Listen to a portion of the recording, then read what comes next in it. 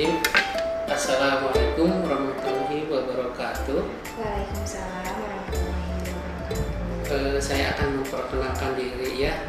Saya Deden sebagai PKRS atau Promosi Kesehatan Rumah Sakit Karyusada.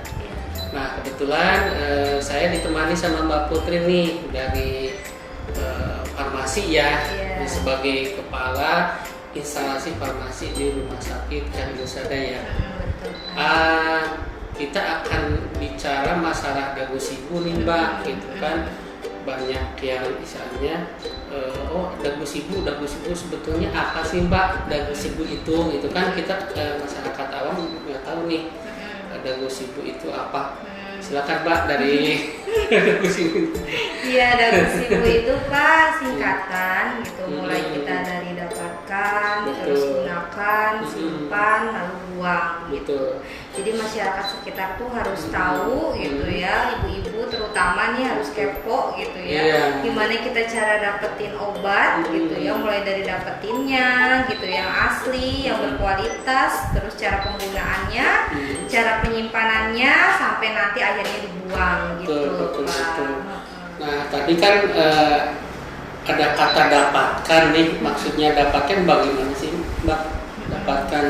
Jadi dapatkan itu bagaimana kita bisa mendapatkan obat yang asli gitu ya Pak ya, terus yang berkualitas gitu ya.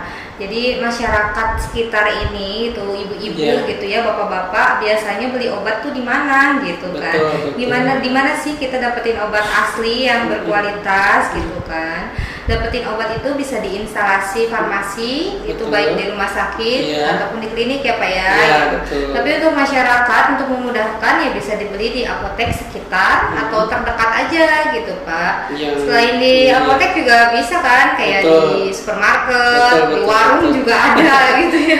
Dimanapun bisa gitu. Cuman kalau memang belinya di apotek itu lebih menjamin gitu ya keasliannya dan kualitasnya gitu Pak. Intinya yang berlisensi ya Mbak Putri. Betul gitu Pak. Jadi punya keuntungan tersendiri lah kalau kita belinya di apotik gitu ya Pak ya. Jadi dapat penjelasannya lebih detail langsung dari apotekernya ataupun dari petugas farmasinya yang berkompeten lah dalam hal itu ya. Kalau belinya di supermarket kan ya Pak ya, di warung nggak dijelasin ya secara detail. Iya benar Pak gitu. Karena bukan bidangnya gitu ya. Bukan bidangnya, karena contohnya kayak bapak aja, misalnya nih sakit batuk gitu kan ya, terus perginya ke supermarket gitu kan atau ke warung gitu ya. Mbak kasirnya kan nggak akan menjelaskan, nggak akan nanya Pak, bapak emang batuknya paling selewat ya Mbak. Batuk kering gitu ya, batuk berdahak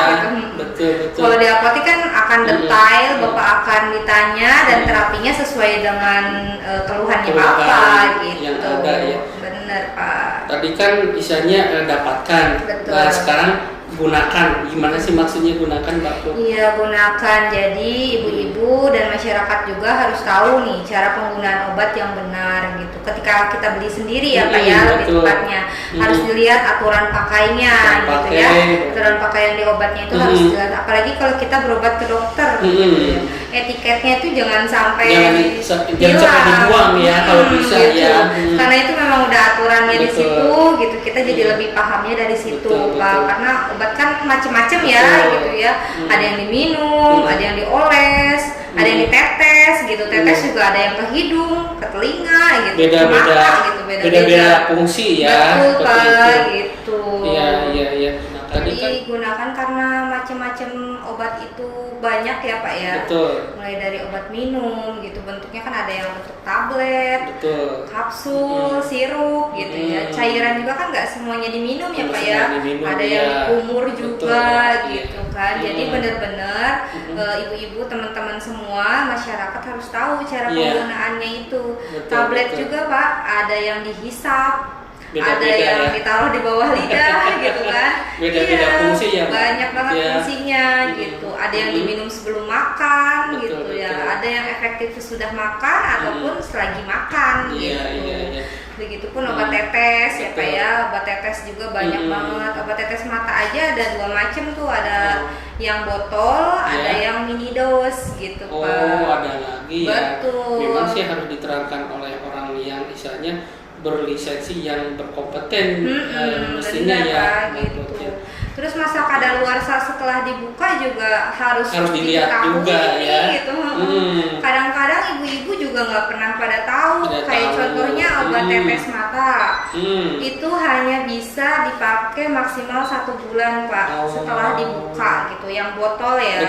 Betul. Oh. Jadi harus hati-hati nih gitu. Jadi 1 bulan ya Mbak, bukan misalnya kita mengacu ke expired date-nya, bukan berarti ya. Kalau untuk obat tetes mata itu kan sediaan steril ya Pak ya, apalagi untuk mata itu area yang sensitif gitu ya. Jadi dia hanya bisa dipakai 1 bulan gitu ya dari setelah dia dibuka. Kalau yang mini dose itu Pak, yang kecil-kecil yang kecil-kecil yang di itu hanya potek gitu ya. 3 hari doang. 3 hari doang dari sejak membuka satu ya yang kemasannya kan sekali doang. Jadi 3 hari, kalau masih ada sisa nggak boleh. Mungkin ibu-ibu suka sayang gitu ya, tapi kan takutnya udah rusak obatnya, malah takutnya bahaya ke mata kita gitu kan. Salep juga gitu. Salep mata juga hanya berlaku paling lama itu 3 bulan. Oh, ini setelah ya. dibukanya. Singkat sebetulnya, cuman ya kita harus kadang-kadang disimpan lama gitu kan, dikresekin atau apa gitu kan. Iya benar gitu. Jadi macam-macam sih Pak gitu ya, cara penggunaan obat itu macam-macam banget. Obat tetes hidung kayak gitu, cara penggunaannya itu gitu kayak gimana gitu juga kita harus tahu sih Pak. Itu juga steril. Pokoknya untuk obat tetes mata itu harus kita jangan lupa cuci tangan dulu gitu sebelum. Soalnya kalau kita dalam keadaan kotor membuka tutup botol tetes mata gitu ya, otomatis kan akan menimbulkan bakteri gitu. Iya, sebelum kita meneteskan takutnya si ujung tutup botol itu nempel ya. Kadang kita lupa ya Mbak ya, tangan habis makan apa gitu kan langsung buka tutup ini obat gitu. Padahal itu kita harus betul-betul bersih ya tangannya ya. Gitu. Mau pakai salep gitu, mau bentuknya salep, krim atau apapun gel, tetap kita harus cuci tangan gitu. Terus juga nih untuk ibu-ibu ya, cara penggunaan salep itu nggak boleh ditumpuk. Kadang kan mindsetnya ibu-ibu, wah biar cepat sembuh nih, tempelin tumpuk terus sampai tebal ya. Iya, biar cepat sembuh gitu kan, biar cepat kering nih gatalnya atau lukanya gitu. Padahal yang diserap oleh kulit ya yang pertama dioleskan. Oh, gitu. Berarti tipis-tipis aja mungkin ya Mbak ya. Gitu. Jadi kan tahu nih masyarakat semua gitu kan tentang penggunaan obat yang baik dan benar ya. Itu baru salah satunya ya Pak. Kalau dijelasin satu-satu aduh banyak ya sekali gitu. Mungkin berapa SKS nih. Iya. Ya itu sih paling yang sering itu obat tetes dan salep ya. Betul. Jadi pastikan harus bersih dulu tangannya, cuci tangan dulu gitu ya. Untuk sirup juga sering nih untuk ibu-ibu yang punya anak kecil ya Pak ya.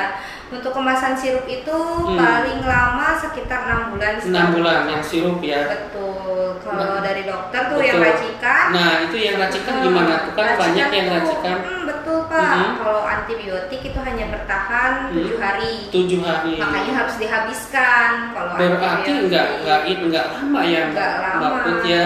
Betul Pak. Itu. Jadi harus hati-hati banget gitu. Nah sekarang kita beralih ke simpan ya Mbak Putri.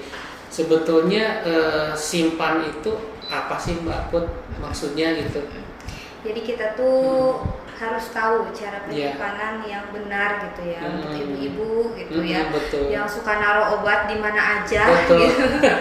Kadang dikresek gitu ya, digantung ya gitu. Akhirnya kena semut atau apa ya. Itu bener sih Pak, ditaruh di atas kulkas atau di mana kan panas ya Pak ya. Gitu.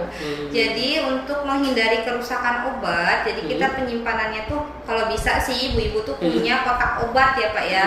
Kotak obat yang ditaruhnya itu di suhu ruangan, terus terhindar dari jangkauan anak-anak gitu. dan terhindar dari sinar matahari langsung. Oh gitu. iya, berarti harus memang penyimpannya harus khusus ya mbaknya, nggak boleh disimpan di kresek sembarangan. Iya. Gitu bisa terjangkau oleh anak kecil seperti itu ya. Gitu, betul Pak, gitu.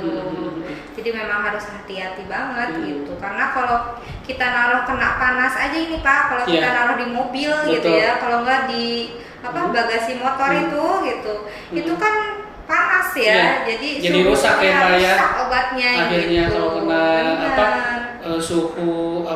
suhu tinggi mungkin dia jadi rusak obatnya. Iya, jadi mungkin ada masyarakat melihat expired date-nya masih lama gitu ya, kan. tapi ternyata obatnya udah rusak.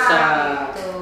Nah itu dilihat apa aja sih yang rusak itu seperti apa Mbak? Rusak ini akan bersangkut paut sama buang ya Pak ya. Ketika udah rusak pasti kita akan membuang gitu kan. Betul. Jadi ketika expired date-nya itu masih lama tapi udah tercium baunya berbeda nih dari obat sebelumnya gitu ya. Betul. Apalagi sirup kan terlihat ya Pak ya, tercium baunya gitu. Warnanya sudah berubah gitu. Jadi ada khasnya ya. Ada khasnya ada gitu. Bau khasnya yang kalau misalkan Pak. yang expire atau saja tidak layak pakai lagi itu ada ininya ya. Iya, ada betul, bau khasnya seperti itu. Ada baunya, Betul, terus warnanya berubah gitu. Terus kemasan kalau udah rusak gitu, jangan expired date masih lama nih, tapi kemasan udah rusak minum aja dah masih lama ini Iya. gitu kan. Akhirnya UGD. Iya benar. Padahal udah rusak ya dalam itu udah rusak ya Pak ya.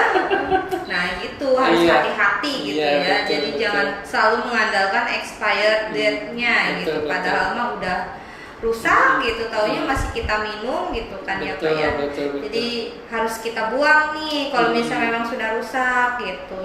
Terus buangnya juga jangan sembarangan Pak gitu. Nah kalau buangnya nih dibakarkah apa gimana sih Mbak sebetulnya? Iya, jadi dibuang itu tergantung bentuknya ya Pak bentuknya, ya. Oke. Kenapa kita nggak boleh buang sembarangan gitu? Kita mencegah disalahgunakan ya Pak ya. Betul. Oleh pihak-pihak yang tidak bertanggung jawab ya.